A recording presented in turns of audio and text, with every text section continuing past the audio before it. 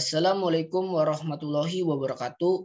Perkenalkan, nama saya Safik Dwika Rashid dengan NIM 3333210036 dari kelas B jurusan Teknik Industri.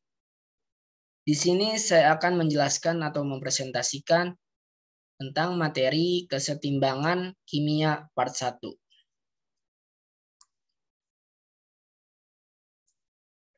Pengertian reaksi kesetimbangan.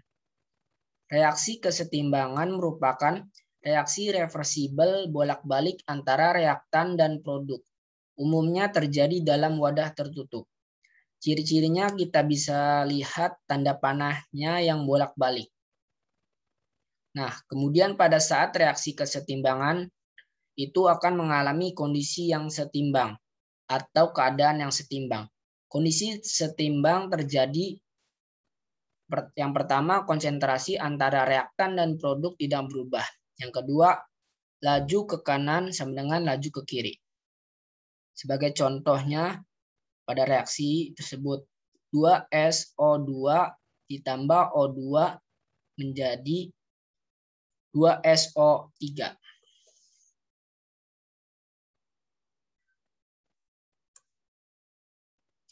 Syarat-syarat terjadinya kesetimbangan. Yang pertama, sistem tertutup. Artinya, produk dan reaktan tidak ada yang meninggalkan sistem. Semua tetap berada dalam sistem. Yang kedua, reaksi bolak-balik atau reversibel. Artinya, zat produk dapat kembali bereaksi membentuk reaktan. Reaksi bolak-balik dalam penulisan persamaan reaksi ditandai dengan tanda panah dua arah. Yang ketiga, bersifat dinamis. Artinya, reaksi berlangsung terus-menerus dalam dua arah dengan laju reaksi produk sama dengan laju reaksi reaktan secara mikroskopis. Secara mikroskopis itu artinya tidak kasat mata dan butuh alat tertentu untuk memperhatikan proses perubahannya. Terus lanjut. Tetapan kesetimbangan berdasarkan konsentrasi atau KC. Tetapan kesetimbangan atau KC adalah perbandingan hasil kali konsentrasi dari produk yang dipangkatkan koefisiennya dengan hasil kali konsentrasi dari reaktannya yang dipangkatkan koefisiennya. Tetapan kesetimbangan konsentrasi ini dibagi lagi menjadi dua, yaitu kesetimbangan homogen dan juga kesetimbangan heterogen. Yang pertama, kesetimbangan homogen. Kesetimbangan homogen merupakan kesetimbangan yang memiliki fase yang sama. Bisa dilihat dari reaksi berikut, yaitu fasenya gas, G, atau gas, fase gas. Fase di kimia ini ada 4 ya. Fasenya itu yang pertama ada solid, liquid, gas, dan aki atau aqueous. Terus cara mencari KC-nya,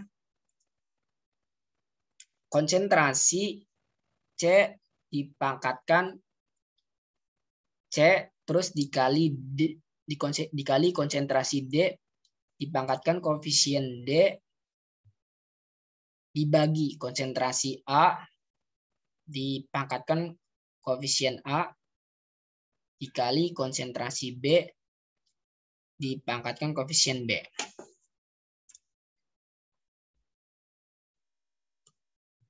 Terus yang kedua ada kesetimbangan heterogen. Kesetimbangan heterogen merupakan kesetimbangan yang memiliki fase yang berbeda.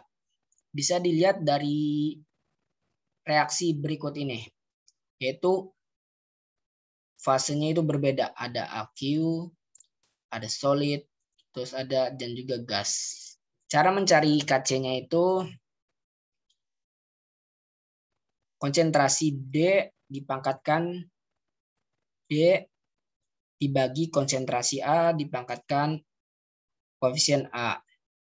Kenapa kok cuma D, konsentrasi D sama A saja yang digunakan?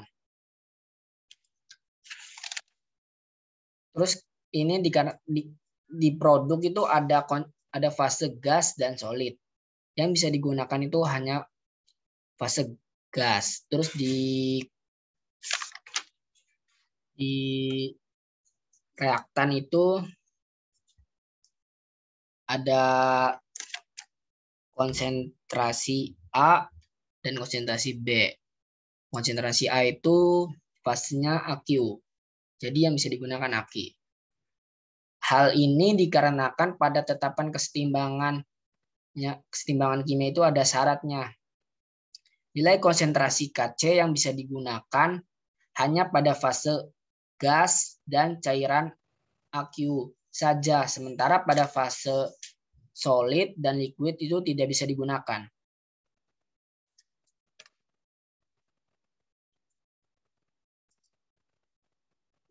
Ini adalah contoh soal dari tetapan kesetimbangan homogen. Bisa dilihat fasenya itu yang sama, yaitu fase gas. Cara mencari Kc-nya itu SO3 dipangkatkan koefisiennya 2 dibagi konsentrasi SO2 dipangkatkan koefisiennya 2 dikali O2. Terus yang ini itu contoh soal kesetimbangan heterogen. Bisa dilihat fasenya itu yang berbeda. Yaitu cara mencari Kc-nya sebagai berikut. Itu CO2 gas. Kan tadi solid sama aqueous itu solid sama liquid itu tidak bisa digunakan. Jadi yang dipakai itu gas di sini Kc-nya.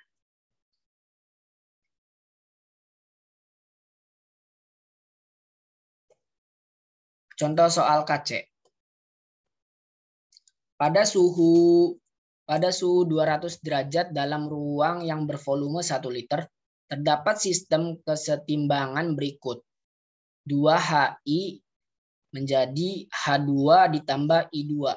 Jika pada kesetimbangan terdapat 0,02 mol Hi, 0,01 mol H2, dan 0,01 mol I2. Tentukan harga Kc dari reaksi tersebut. Nah, dari soal ini data yang diketahui adalah volume dan jumlah mol dari zat-zat dalam keadaan setimbang. Sehingga kita perlu mencari konsentrasi molar dari zat-zatnya terlebih dahulu. Ingat kembali bahwa rumus molaritas adalah mol per volume. Sehingga untuk konsentrasi molar Hi itu adalah 0,02 mol per dibagi 1 liter, yang itu hasilnya 0,02 molar. Terus H2 0,01 mol dibagi 1 liter hasilnya 0,01 molar. Terus I2 0,01 mol dibagi 1 liter hasilnya 0,01 molar. Sehingga kemudian bisa kita hitung Kc-nya. Untuk reaksi dari 2Hi menjadi H2 ditambah I2. Kita masukkan H2-nya itu tadi ini 0,01 molar dikali 0,01 molar dibagi Hi-nya itu 0,02 molar. Bisa dihitung hasilnya Kc-nya 0,25. Terus lanjut ke hasil bagi reaksi atau key question. Hasil bagi reaksi adalah perbandingan antara konsentrasi produk yang dipangkatkan koefisiennya dengan konsentrasi produk yang dipangkatkan koefisiennya dengan konsentrasi reaktan yang dipangkatkan koefisiennya, yang bukan dalam keadaan setimbang. Rumusnya hampir sama dengan Kc, namun yang membedakannya itu bukan dalam keadaan setimbang. Jadi rumus Q-nya itu konsentrasi C dipangkatkan C dikali konsentrasi D dipangkatkan koefisien D dibagi konsentrasi A dipangkatkan koefisien A dikali konsentrasi B dipangkatkan koefisien B.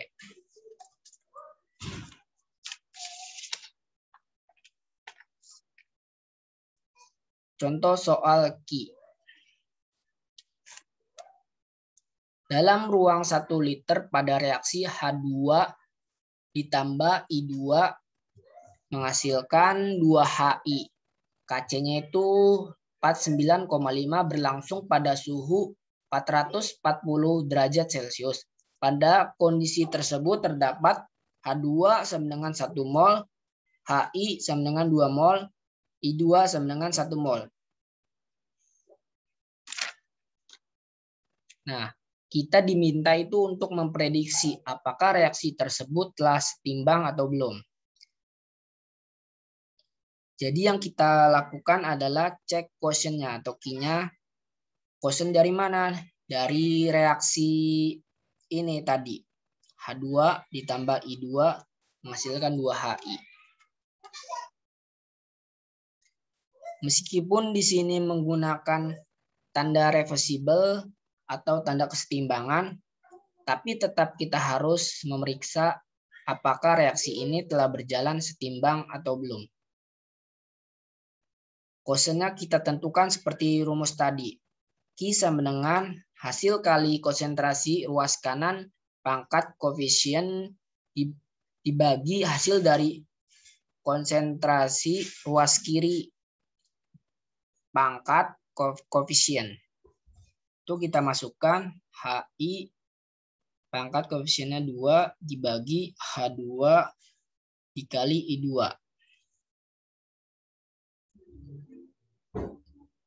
Ini tanda kurung siku ini menunjukkan konsentrasi, yaitu nilai mol per liter per volt. Nah, 2 HI-nya itu 2, molnya itu 2 bagi 1 liter. Dipangkatkan koefisiennya 2.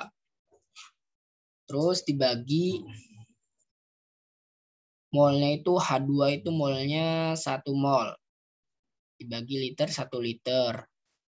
Terus dikali I2 itu 1 mol dibagi 1 liter. Koefisiennya 1. Hasilnya itu 4.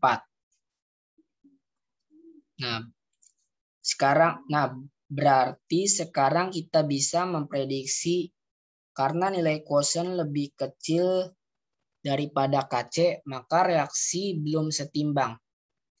Reaksi berlangsung ke kanan sampai dengan terjadi kesetimbangan. Dari mana kita bisa tahu reaksi berlangsung ke kanan sampai dengan terjadi kesetimbangan? Itu dari hubungan Kc dengan Q. Hubungan antara Kc dengan Q digunakan untuk meramalkan arah dari reaksi karena jika suatu reaksi dicampurkan maka sangat mungkin reaksi tersebut tidak setimbang. Jika sudah mendapatkan nilai keduanya, maka bisa dibandingkan sesuai info di bawah ini. Yang pertama, Q sama dengan Kc, yaitu reaksinya setimbang. Terus yang kedua, Q lebih kecil dari Kc, berarti reaksi spontan bergerak ke kanan sampai dengan setimbang. Terus yang ketiga, Q lebih besar dari Kc, berarti reaksi spontan bergerak ke kiri sampai dengan setimbang. Sekian dari saya, kurang lebihnya mohon maaf. Wabillahi taufik wal hidayah. Wassalamualaikum warahmatullahi wabarakatuh.